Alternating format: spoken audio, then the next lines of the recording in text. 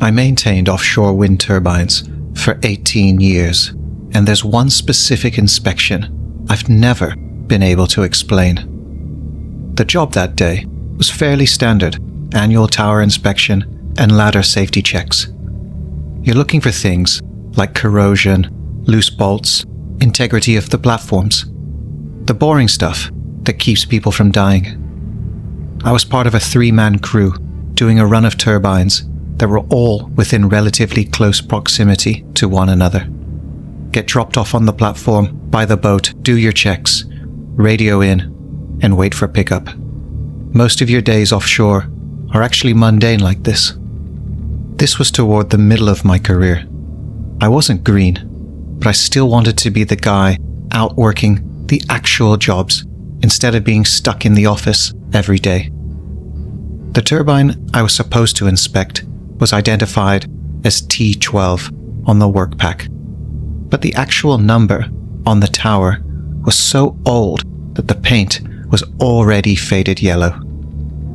When I was getting ready and looking over the work packet, I distinctly noticed that the font on the tower's ID seemed off compared to the newer turbines around it, as if it had been repainted by a different contractor years ago. I mentioned it to my supervisor almost as an afterthought. "Tower ID looks like the older model," I said, not expecting any kind of reaction. He glanced up from his clipboard. "Probably is. Log it later, and let's move." We approached the tower on our transfer vessel and prepared to land on the platform. The wind was a steady but not extreme breeze. There was the normal vibration running through the tower as the blades turned high above. We were splitting tasks. One of the other guys was doing an external check around the base. The third guy was assessing the tower for corrosion at the lower platforms, and I was taking the inside climb. The tower door is just a normal, heavy metal hatch with a handle and a multi-point latch, not something you can just shoulder open. It's built to be completely weatherproof. The moment I went to grab the handle to pull it open, the latch gave way. I assumed that someone else had opened it already, and I just not noticed while I was securing my lanyard. So I glanced back over my shoulder to see if my colleagues were already coming towards the door. Neither of them was anywhere near it. One was focused on taking photos of the ladder brackets, and the other was watching the boat, performing his own visual safety checks. I turned back, pulled the hatch open, and a smell of damp soil wafted out. The kind of smell you get on your boots after walking through wet grass after a rain shower. Not the smell of a metal tube 60 meters above the sea, sealed off from the elements. Towers smell like metal, oil, sea salt, and that stagnant, stale air from being sealed for long periods. They don't smell like earth. I stood there for longer than I should have. Maybe condensation had somehow collected and mixed with rust to create something that resembled mud. Maybe some bird had got in and died somewhere. I've seen weirder.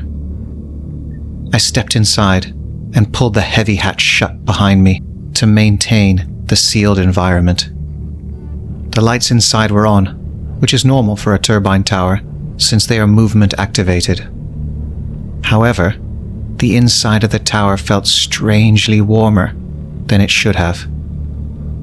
Again, not something that would raise a major red flag on its own. Turbines are often warm inside due to solar gain and residual heat, and a technician could have been inside earlier in the week for maintenance work. But there were no logs indicating that. Every tower has an internal logbook or digital record accessible through the system. At a minimum, there's always a keycard system that registers who has accessed the tower and for what purpose. I checked the access panel on the interior wall just next to the door. The reader was showing green, meaning there had been no recent recorded entry and no warning of any kind. I climbed the first section of ladder, which brings you to the lowest platform. Turbine ladders have platforms every 20 meters or so, along with a fall arrest track you clip your lanyard to. If you slip, the slider mechanism locks, stopping your fall. As I always do, I was paying attention to the condition of the fall arrest track while I climbed, checking for anything that looked bent, corroded, or loose that would cause the slider to jam. The first platform was clear. No water pooled anywhere, no excessive corrosion. Then I saw it. On the grating, at the edge of the platform, was a smear of something dark and gritty, like mud. It wasn't a drip or a leak. It was an actual smear of dirt, with tiny bits of plant matter mixed in. There wasn't much of it, but it was impossible to miss in the otherwise sterile environment. I crouched down and touched it with a gloved finger and rubbed it against the grating. There's nowhere in or on an offshore wind turbine where you can just get dirt. I stood up, checked the soles of my boots, and confirmed they were clean. The boat deck had been wet with spray, but not mud. I took a photo of the dirt smear. I then radioed down. "Hey, did either of you come inside before me?" My supervisor's voice crackled back. "No. Why?" "Got some dirt smeared on the first platform." There was a pause, and then, "Probably from the previous maintenance guys. Just make a note of it." "Roger that," I said, because there's never any point arguing over the radio. I kept climbing. The next section of ladder took me to the second platform. The hum of the turbine was a constant drone that you barely notice in a tower, because if you pay attention to how high up you are, you'll get dizzy, and that's dangerous. It's all about focusing on 3 points of contact at all times: your lanyard and your breathing. On the second platform, there was more dirt, just like the first. This time, there was a partial boot print on the grating, with the toe and heel clearly visible. It looked like someone had been walking, then scuffed their boot to try and knock some of the dirt off. But still, where could that dirt possibly come from in a tower on the sea? I leaned in closer and saw a faint streak running along the edge of the platform toward the ladder, climbing further up the tower. Then I heard a faint metallic clink directly above me. It wasn't a structural noise or a vibration. It sounded like a tool being placed on a steel surface. I stopped climbing immediately and stood still, listening. Offshore, you learn to distinguish between the normal noise the tower makes and noises that suggest human activity. I heard it again, a short, sharp, metallic scraping noise, like metal sliding on metal. I resisted the urge to radio down again. If you start talking about phantom noises offshore, you tend to get written up for creating unnecessary work or being a hazard. When I reached the third platform, the air had cooled significantly. The dirt was also more obvious on this platform. There were multiple smears and scuffs on the grating, and what looked like a drag mark along the ladder rail. And that's when I saw it, dangling from the fall arrest track just above the ladder was the slider for the fall arrest gear. It was unclipped. The fall arrest slider is what stops your fall. People die because they forget to clip in properly, or they let their lanyard come unclipped. The slider was hanging from nothing, just swaying gently with the hum of the tower. I checked my harness, and my own fall arrest slider was properly clipped in above me on the track section I'd just been climbing. This was a second fall arrest slider on the track.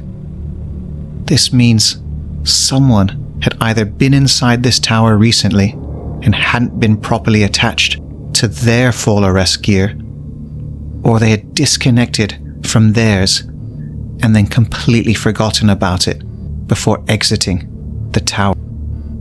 Neither option seemed remotely like normal procedure. I searched for a logical explanation, but could think of none, especially alongside the dirt, the weird smells, and the tool noises. I radioed down again, trying to keep my voice even. I've got an extra fall arrest slider unclipped, midway up the tower. It's not mine. Take a photo and log it, my supervisor replied. His voice a bit sharper this time. We'll deal with it later, so we don't stop the schedule. Roger that. I took the photo and stood on the platform, listening. The tower hummed, a constant drone. The wind whistled through the metalwork, distant and muffled. Then I heard it again.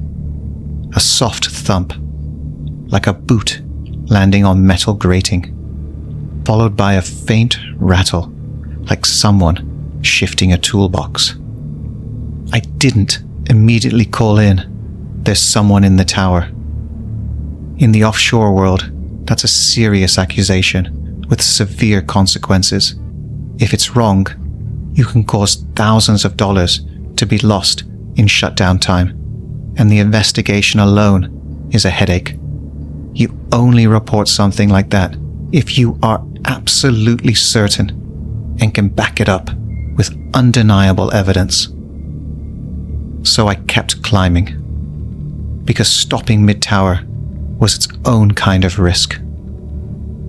I was scared, but because I'm stubborn, I needed to know what was going on, and my supervisor was the type who would reprimand you for pausing unnecessarily. When I got to the next platform up, the boot marks changed. They were deeper at the toe, and they were fresh. The mud was still damp. I touched it with my gloved finger and felt the grit. That's when I finally clicked into safety assessment mode. If there's someone in a confined vertical space who isn't accounted for, they're climbing without being attached to fall arrest gear, and I'm hearing noises above that suggest they're active, then I'm in a dangerous situation. Putting myself in a position below an unknown person in a narrow tower is just asking for trouble. I stopped climbing. I clipped onto the platform anchor and stood there, looking up the ladder into the dim shaft. The lights were on, but the internal tower structure created many shadows. "Hello," I called out. My voice echoed up the shaft and came back to me, thin and distorted. Silence.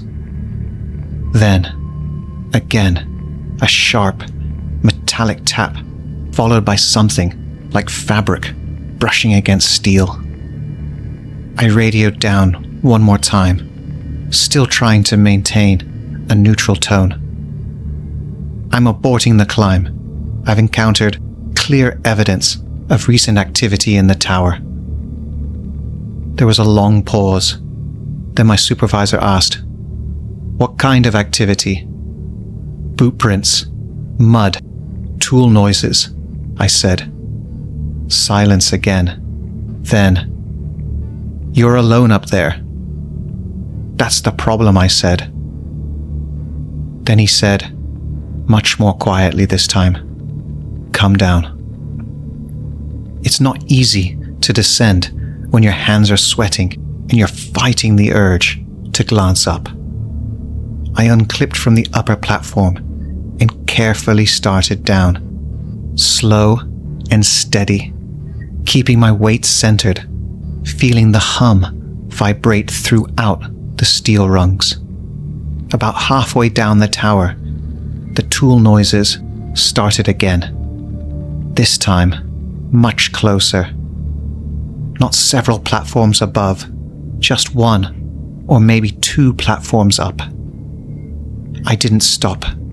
I kept climbing down. As I reached the next platform, my boot hit the grating and the tower emitted a deeper groan than normal, like it had just shifted.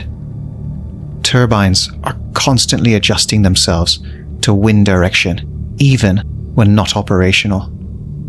So minor structural sounds are normal, but this felt different. The hum of the turbine also changed slightly. It became a bit higher in pitch. I forced myself to keep descending. This is when the job can become really dangerous. If a turbine starts making sudden, unexplained noises, it's possible something is actually activating or starting up, and you don't want to be caught on a ladder in the middle of it. I radioed again, short and sharp. "Any changes to the turbine state? Any remote commands to this unit?" Static. Then my supervisor. "No, it's locked out. Keep coming down." Understood. I continued down, and the hum of the turbine slowly settled back to normal. When I reached the bottom, I looked back at the lowest platform. The smear of mud I had photographed earlier was there, but now there was a fresh drag line through it. I didn't pause to take another photo. I just opened the hatch, stepped out onto the boat landing, and let the fresh air hit me in the face like a blast of cold water. My supervisor took one look at my face and stopped what he was doing. "Did you hear something?" he asked me quietly. "Yes," I said, "and there's dirt inside." He didn't question me about the noise. He just gave a small, single nod. We got back in the boat without saying anything else and left the tower. From the outside, it looked just like another silent, grey monolith sitting out in the ocean. Back in the office on shore, I filled out the report on the tablet. I stated the facts. Access hatch found unlocked upon entry. Dirt-like residue found on internal platforms. Unclipped secondary fall arrest slider found mid-tower. Unexplained metallic noises heard above. Internal inspection aborted due to safety concerns. I didn't write down that I thought there was a person in the tower, because it wasn't something I could prove. When I handed in the report to my supervisor, he took one look at it, skimmed through the entries, and told me to leave the photos on the tablet. "Why?" I asked him. He gave me that look that supervisors reserve for when they don't want to answer your question. "I'll handle it," he said. That was the last I heard of it from him. No follow-up, no good job on catching that, just nothing. I was curious, so about a week later, I checked the maintenance log for the T12 turbine during a quiet moment in the office. The report showed it had been marked as complete by someone, though it certainly wasn't by me. No notes, no photos, no record of the abandoned inspection, nor mention of dirt or the loose slider The timestamp didn't match my report either. I assumed it was a mistake and pulled up the turbine's ID in the system again. That's when I noticed something that I swear I hadn't seen before. The turbine ID in the system had an old suffix in brackets, unlike the others in the cluster. It was a small detail, something you could easily miss. I didn't quit over that incident. I've never been one to walk away from something that simply. I stayed in Offshore for years afterward. I've weathered storms that make that tower feel like a playground. I've been stuck out overnight, waiting for a window to pick us up. I've had critical failures at moments you wouldn't believe. You learn to accept a lot of things when you're working out there, as long as those things fall into categories you understand. Mechanical failure, weather events, or human error. This didn't fit into any of those categories. What sticks with me is my report completely vanished, and it was marked complete without a soul even stepping inside, or that whoever did step inside found nothing worth mentioning. And it's that on a quiet day, with the tower supposedly locked up tight, I knew I wasn't alone.